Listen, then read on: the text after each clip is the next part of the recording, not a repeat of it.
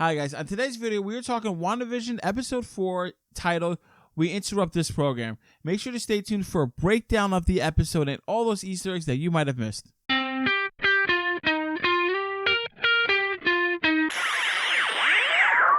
Hey guys, Chris and Rob of the Jersey Comic Crew here. Welcome back to another breakdown of WandaVision episode 4, the best of the series so far, Rob. Oh yeah. We have so much to cover today. Like we don't. Rob, stop talking. We don't have time. There's too much to cover. Easter eggs.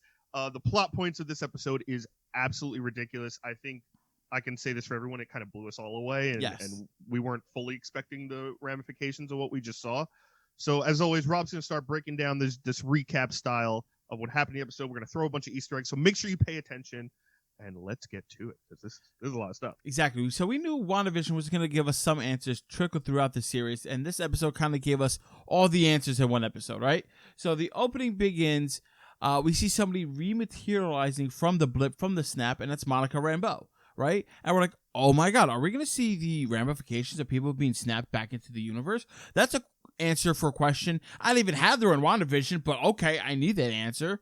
You know, she's hearing some voices, and then she's running out frantically looking for her mother. And we see people getting blipped back into existence. She runs into her doctor. The doctor's like, listen, your mom has been dead for like 3 years. You've been missing for 2. This is like 5-year time gap.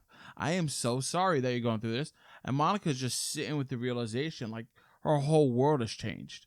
And then it fades into black. This was crazy because, you know, for her, which was a great sense as well, we're getting a sense of how much time a person who was blipped and blipped back for the first time was kind of like thought in their process, right? So she thought she was like took a nap for like 20 minutes. Exactly. Like, where's my mother who was in this bed, like getting a normal procedure? And we found out she had cancer. And we also hear these voices, which we don't particularly know when this happens, but we hear Monica Rambeau's mother, Maria, from Captain Marvel say, you know, hey, I can't leave Monica like this. And Carol Danvers, actually Brie Larson's voice, comes in and says, you know, hey, when they were handing out kids, they gave you the toughest one. So in my mind right now, and I don't know about you, Rob, this might have been kind of in this section of time where Monica was blipped, but maybe her solar essence heard it, almost like a coma patient. Maybe. As maybe like her mother's last words of like, I can't leave my daughter alone, and I have to find my daughter and get her back somehow. So that very well could be. I mean, we still need more answers on what's going on with the blip and then like the souls of what happened. I know we're going to get that in the rest of the MCU. So like I said, it faded to black, and then we fast forward to 3 weeks. Monica Rambeau arrives as S.W.O.R.D., and she is a S.W.O.R.D. agent. As you walk in, you see television prompters on the screen. Everybody talk about people coming back from the blip. She tries to get in, and she has a meeting with one of the new directors who took over for her late mother. Director Hayward tells Monica, hey, you have been grounded. We're not doing any outside missions right now. It's a protocol that your mother set in place for those who come back from the blip. And I need you to do me a favor. The FBI needs our help with a missing persons case in New Jersey. So Monica reluctantly accepts the mission to go to New Jersey to see what's going on because she's ready to move forward. She doesn't want to stay still or be stuck in the past anymore. This is a crazy kind of shot as they walk through S.W.O.R.D. headquarters that we find out Maria Rambeau started S.W.O.R.D. So Maria, you know, in this time frame, like started S.W.O.R.D., got all these protocols together, and we go past this kind of rocket program that they were kind of mentioning and unpassing, and Monica's like, hey, you know, how's the program going? And Hayward's like, you know, we lost kind of like half our staff and the blip and people coming back, they don't want to do it.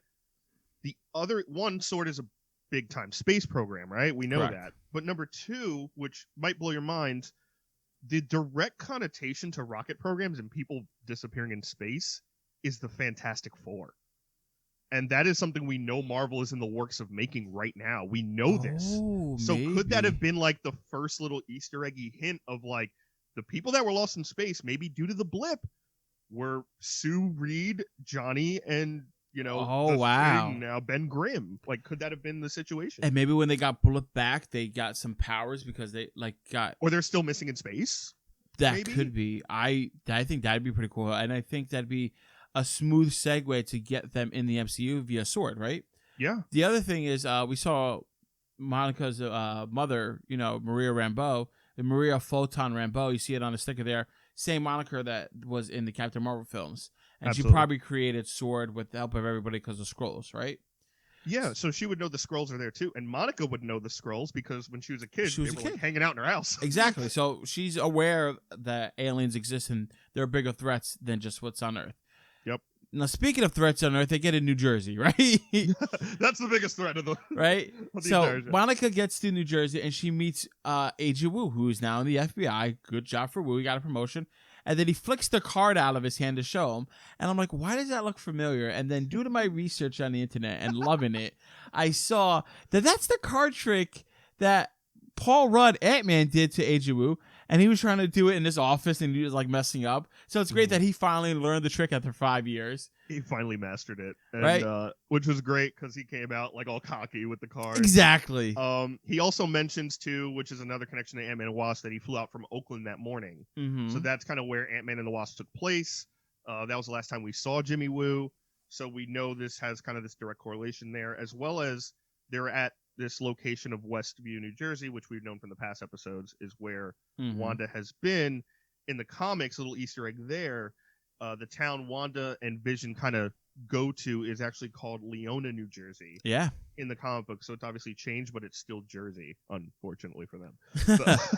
So as Monica and Wu start to talk, Wu says he's here because he has a missing person who's in the witness protection program, and he's got missing. And it's not strange that he's got missing, but what's strange is that he's calling relatives and family members who knew this person, and they have no idea this person exists at all. The two cops standing right in front of them, who are literally in front of the Westview sign, say they've never heard of Westview. They're from Eastview. They don't know what they're talking about. So it seems like anybody who has any connection to anybody who's in that town or near that town has forgotten this town's existence. Very odd. This went from a case from a missing person to a missing town. So Monica does, what any logical person would do. They send in a drone. They send a little helicopter drone into the energy field, and it just disappears. And then Monica gets too close, like Icarus to the sun, touches the bubble that is the energy field, then gets sucked into it, right? That was also kind of this cool scene. We kind of saw bits and pieces of that from the trailer of like Monica touching the energy field.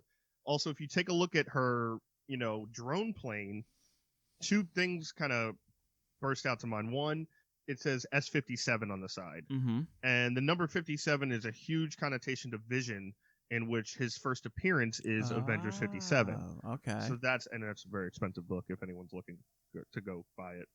I'd be happy to get one myself. But all right, me too. Yeah, it's a very expensive book now, especially. But yeah, so that is really cool. Also, the colors on that plane before it goes in are like red, gold, and blue, which are the Captain Marvel colors, which we know Monica knows Carol Danvers, and which is very cool. So, and then it goes in, and obviously we see in episode 2 when Wanda kind of picks up the old style looking like toy helicopter. It kind of shifted from that to that, so it's like warping reality as well. Exactly. We learn later in this episode that things that enter this force field, if they're different and more modern, they essentially get changed to meet the aesthetics of this universe, like this helicopter. And also we see later when they send in an agent, the B-Man, right?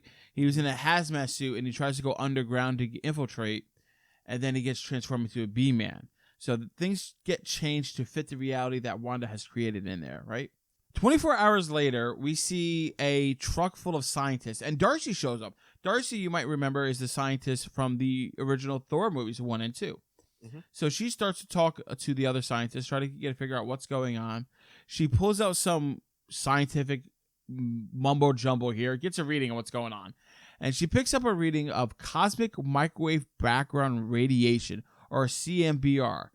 And then she was able to see that one of the wavelengths were sending out a broadcast symbol. She got an old school TV, not like the flat screens that we all have. Like, I mean, the big tube TVs that are bigger than my stomach, right? She gets one of those on there. Yeah, make me feel thin. She gets one of those, and she's able to see the sitcom that we all see.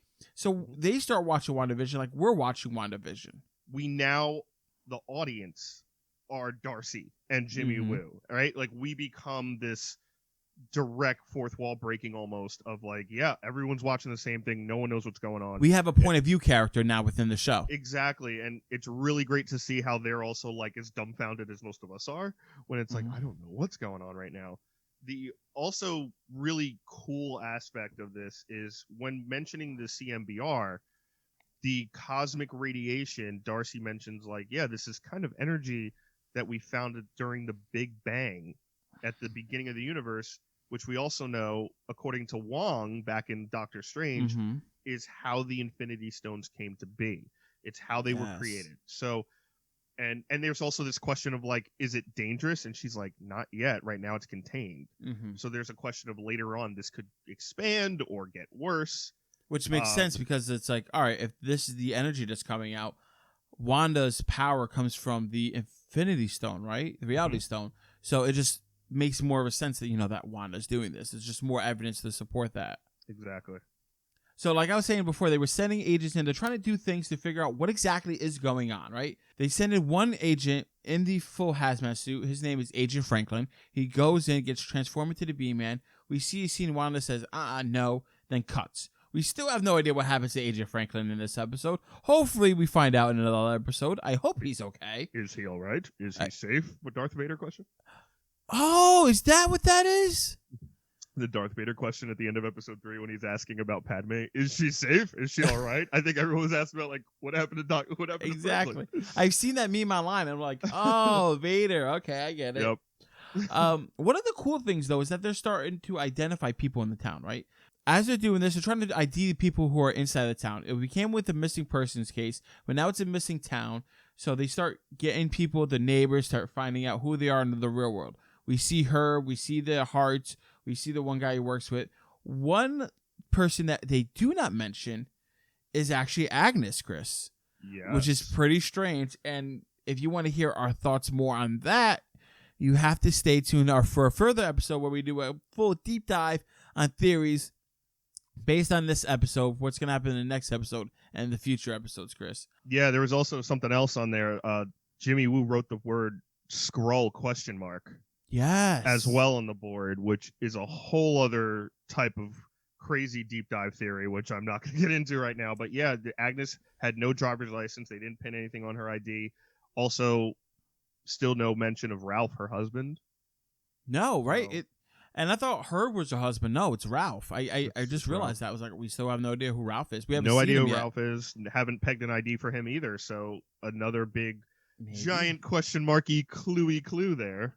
Darcy and Wu decide to get proactive. Darcy notices that there's always a radio in the episode that she could send wavelengths to communicate with Wanda. Wu gets on the microphone, starts spitting those hot bars to Wanda, like, yo, you good? You all right?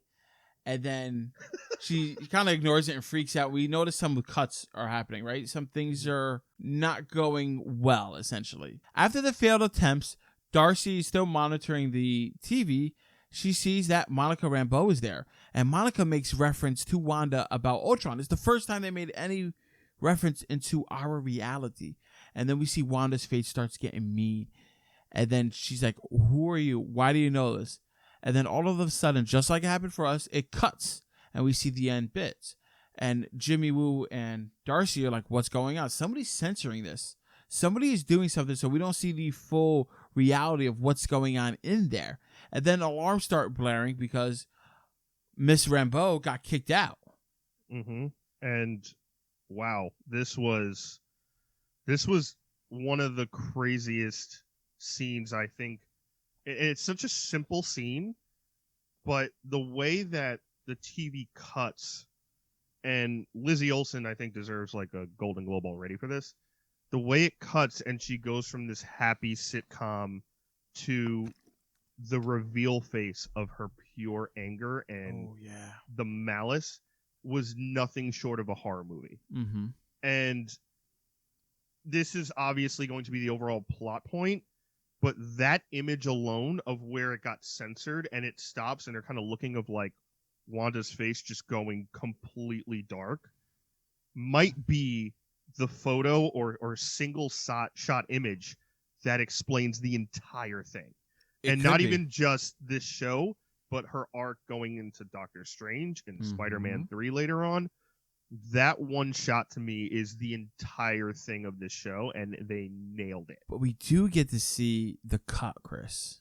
Like, I didn't think we'd see that. So then the camera starts to slowly pan out into like regular aspect ratio. And then we see Wanda, her fury, she can't hide anymore. She's like, you're not a neighbor. Who are you? How do you know about Ultron? And then, boom, sends her through all the walls, gets her kicked out, and then quickly she fixes everything. And sorry. No, go ahead. And that's actually the first time in the show we actually see her with her actual real world powers. Like, she's been doing a lot of the Bewitched stuff and the sitcom-y stuff, which we assume she's using those powers, but we actually see her kind of break character. Correct. And use her actual powers to send Monica through these walls and blast the hell out of her little imaginary dome. And it is legit serious. And she is broken character. We see the real Wanda, what the real Wanda's going through right now. And it is not pleasant. It is scary. Speaking of scary, Wanda broke character, right?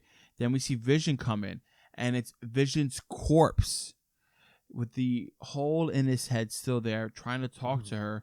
And then quickly she had to look down, regain focus, get back into character, see it as Vision there. And now the entity that is Vision, I'm sure you guys saw this, kind of senses that something's not going right here, which begs the question, which we're going to have to answer in the next episode, guys. Is Vision actually there? Is that his consciousness? What exactly is going on there? Then Wanda's like, don't worry, I have everything under control. And then the show cuts off, and that's the end. Now, guys, I don't know about you, but this answered so many questions, but it's starting to open the door to these hard-hitting questions that we don't have, that we're going to have to, do a little deep dive in our theory video, Chris. Yeah, absolutely. What a phenomenal episode. And even the ending of how fast Wanda has to flip back after seeing, because her reaction to Vision is our reaction to Vision, right? Like, that's where kind of the genius, play-by-play happens. But when even Vision's like, are you okay? We don't have to stay here. We can go. And she's like, nope, this is our home. We can't leave. This is our home. Don't worry. I have everything under control. And she clearly does not. Guys, that is our breakdown and Easter egg video on WandaVision episode 4. We interrupt this program. Now, there are some smaller Easter eggs that we may have missed. We want to see if you caught any of them down in the comments below. Let us know what we've missed and what you really were excited for. And guys, thanks so much. Like the video. Really helps the channel out a lot. If you're brand new, subscribe. Turn on those notifications. You don't want to miss any more of WandaVision, of theories, of speculation, of breakdowns and Easter eggs. And as always, I'm Chris. That's Rob. We're the Jersey Comic Crew, and we'll see you next time in Westview.